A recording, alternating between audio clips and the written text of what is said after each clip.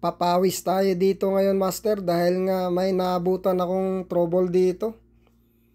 So, ang problema pala nito ay nag-overcurrent yung BFD. Tapos, yun na, ang dami nang nakalas na wire sa electrical cabinet.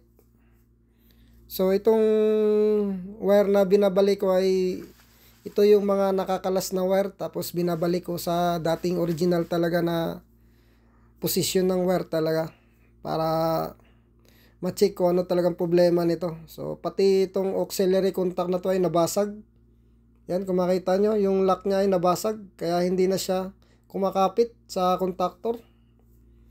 So, ito ay papalitan ko rin ng bago. Tapos, kung makita mo tong wire na to, mga master, ito yung nila, nilagay nila na wire, dinirect nila papuntang contactor, kasi dumaan to ng contactor kasi itong supply ng motor. So, galing sa BFD, dalawang motor ang dinadrive nito. So, itong BFD na to, ito yung dalawang motor ang dinadrive. So, nag-alarm siya ng overcurrent. Kung makita mo yung mga wiring, master, ay marami talagang nakakalas talaga.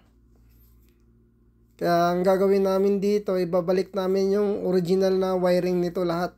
So, bago kami mag-check kung saan talaga yung pinaka problema talaga nito. So, kung titingnan nyo, talagang sobrang kalat na talaga yung electrical cabinet. Gawa ang dami ng nakakalas na wire. So, buti nga may tagging naman tong wire na to. So, hindi kami mahihirapan magbalik nito. So, pati yung induction motor na to, yung supply niya na wire, nakatanggal din. Kaya, ibabalik din namin to, mga master.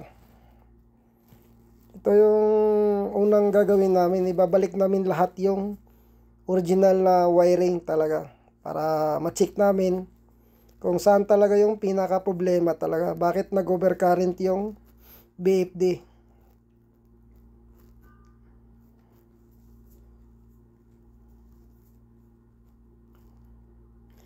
So, mga master, ang pinaka problema talaga, master, ay nandito sa slip ring na to. So, nagkakaroon siya ng grounded.